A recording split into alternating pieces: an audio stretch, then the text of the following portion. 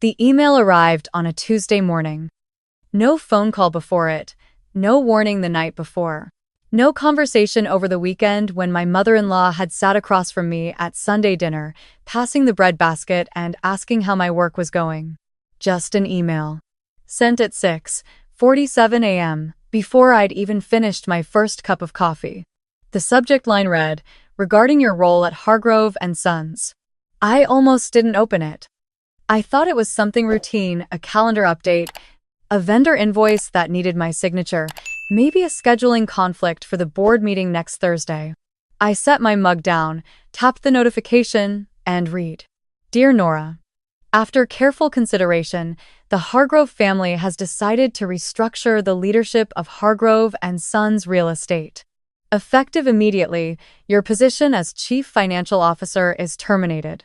Please do not access company systems after 8 a.m. today. Security will collect your keycard and laptop at the front desk. We wish you well in your future endeavors. Margaret Hargrove, founder and CEO. I read it twice. Then a third time. My husband's name was CC'd, so was his brother. So was the company attorney. I sat there at my kitchen table in my pajamas, the morning light coming through the window, and I thought about the 5 years I had spent building the financial backbone of that company from the ground up. The reporting systems I had built from scratch. The vendor contracts I had renegotiated, saving them nearly $400,000 in a single fiscal year. The investor relationships I had cultivated personally, flying to meetings in Phoenix and Charlotte and Denver on my own time, sometimes over weekends, because I believed in what we were building. And then I thought about the fact that my husband, the man sleeping upstairs right now, had known about this email before it was sent. His name was on the CC line. He had sat across from me at dinner last night and said nothing. He had kissed me goodnight and said nothing. I closed the email. I picked up my coffee, and I said out loud to no one, "Okay." Not because I was fine. Not because it didn't hurt in a way I didn't have words for yet. But because I had learned something a long time ago that most people figure out too late. Your first reaction is the one your enemies are counting on. And I was not going to give anyone in that family the satisfaction of watching me fall apart. Let me back up. I met my husband at a real estate conference in Atlanta 6 years ago. He was charming and warm and laughed easily, and he talked about his family's company with this pride that I found genuinely attractive. Hargrove and Sons had been around for 30 years. His mother, Margaret, had built it after his father passed, and she ran it with the kind of iron discipline that came from having to prove yourself in a room full of people who expected you to fail. I respected that. I told her so. The first time we met. She smiled at me. She said, "I can see why Daniel likes you. Not I can see you two are good together.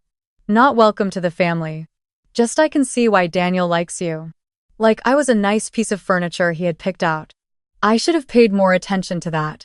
But I was 28 and in love and optimistic, so I filed it away and moved on. When Daniel and I got married, I was already working in corporate finance.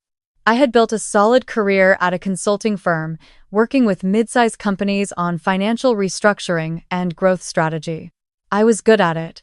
I had a reputation. And when Margaret asked, with that gracious smile of hers, whether I would consider bringing my skills to Hargrove and Sons, I said yes. Because it was family. Because Daniel was excited. Because I genuinely thought I could help build something that would outlast all of us. My brother-in-law, Thomas, was already there. He handled acquisitions. He had the title, but, between us, he had the instincts of someone who had never been told no. He overpaid for properties, he chased trends instead of fundamentals, and he had a habit of committing the company to things verbally before the numbers had been run. I cleaned up after him more times than I can count, and I did it quietly, without making him look bad, because that's what you do when you're trying to build something together. Within 2 years, I had completely overhauled the company's financial infrastructure.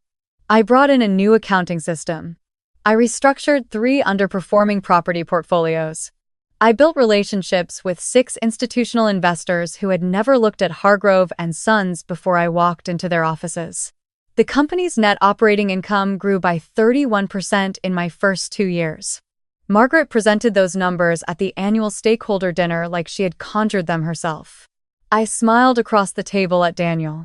He squeezed my hand. I should have asked for equity then. I didn't. I trusted that it was coming. That was my mistake, not the work, not the effort, not the belief. The trust.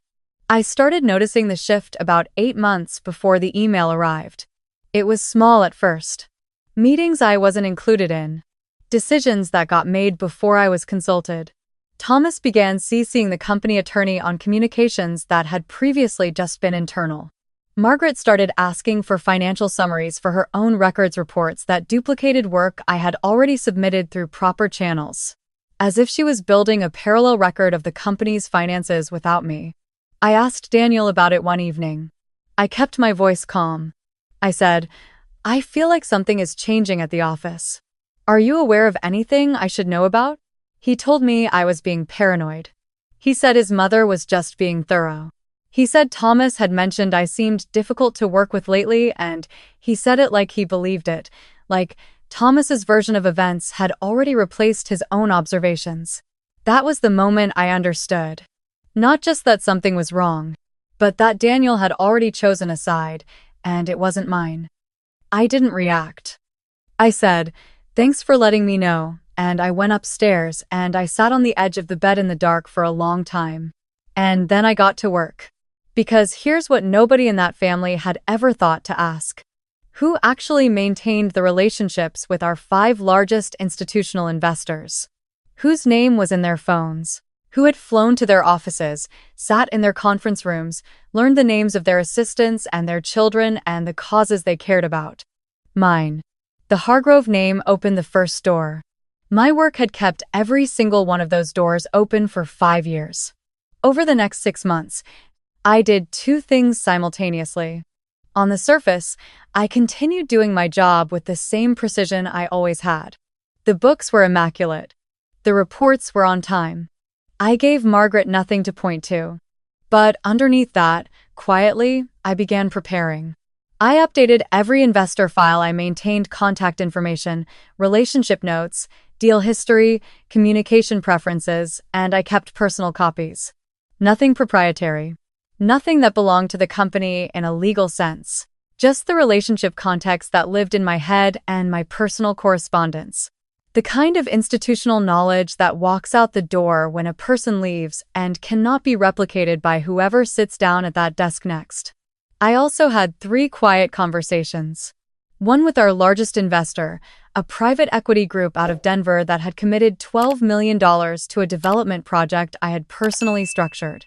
One with a REIT out of Charlotte we had been cultivating for 2 years. And one with a family office in Phoenix that Margaret had never even met because I had built that relationship entirely on my own, flying out on a Friday after work and coming back Sunday night.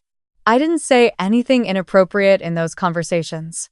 I simply made sure they knew that I was the point of contact, that if anything ever changed on my end, I would be in touch. They understood.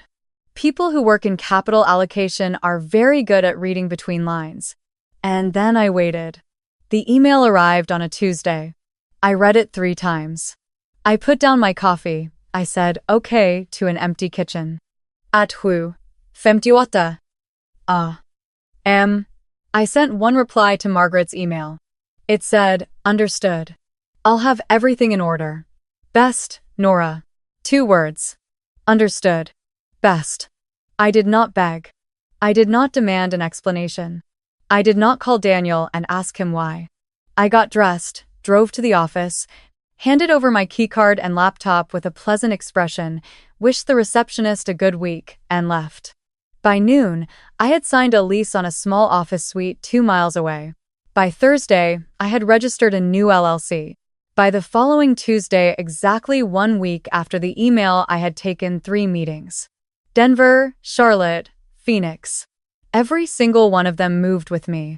$41 million in committed capital relationships. Gone. Not because I had done anything underhanded, I hadn't. I had simply been, for 5 years, the actual reason those relationships existed. And when I was no longer at Hargrove & Sons, Those investors had no particular loyalty to a name on a door. They had loyalty to the person who had shown up for them, remembered their priorities, and delivered results. I found out what happened at Hargrove and Sons through a mutual contact in the industry about 3 weeks later. The Denver group had sent a formal notice withdrawing from the development project, citing changes in their strategic partnerships. $12 million gone. The project Thomas had been publicly championing for 6 months collapsed before it broke ground. The Charlotte REIT quietly declined to renew their advisory agreement. The Phoenix family office stopped returning calls altogether. Margaret apparently called an emergency board meeting. Thomas reportedly told her it had to be a coincidence. Their attorney started making calls to understand what had happened legally and quickly realized there was nothing actionable. I had taken no proprietary information, violated no agreements, and broken no laws. I had simply left. And the relationships had followed me because that's where they had always actually lived. Daniel called me on a Wednesday evening, 5 weeks after the email. I let it ring. He called again the next morning. And the morning after that. On the fourth call, I answered. My voice was calm. I had practiced being calm for years inside that family, and by now it was second nature. He said they needed to talk. He said things had gone differently than expected.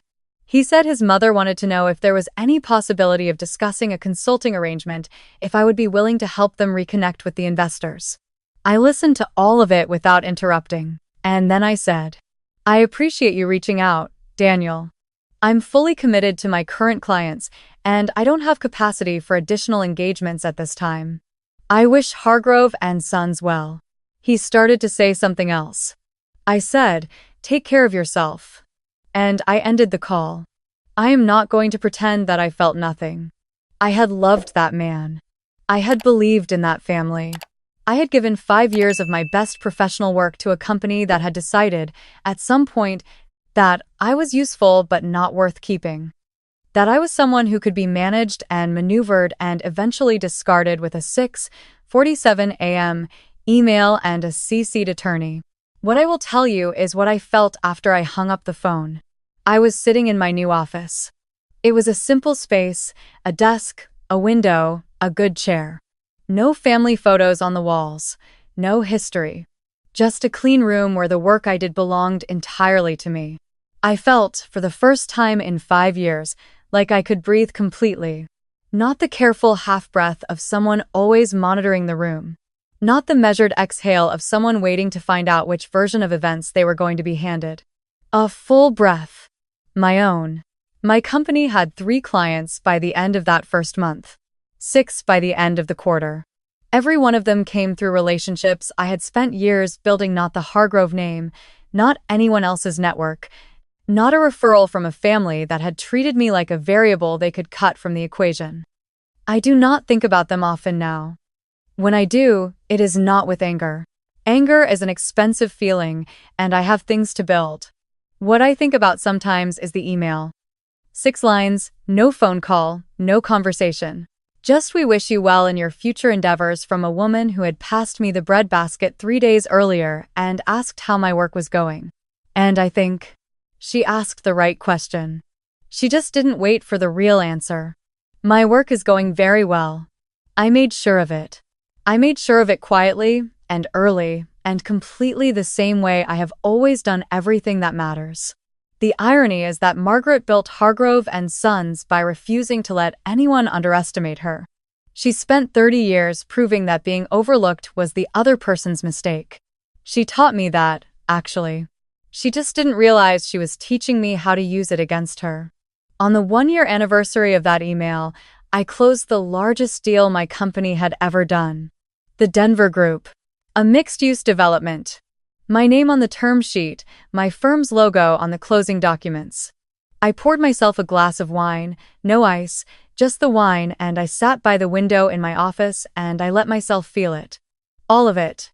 The 5 years and the Sunday dinners and the 6:47 a.m. email and the keycard and the 4 phone calls and the one I answered. And I thought, I don't need anyone to understand what happened. I don't need anyone to admit they were wrong.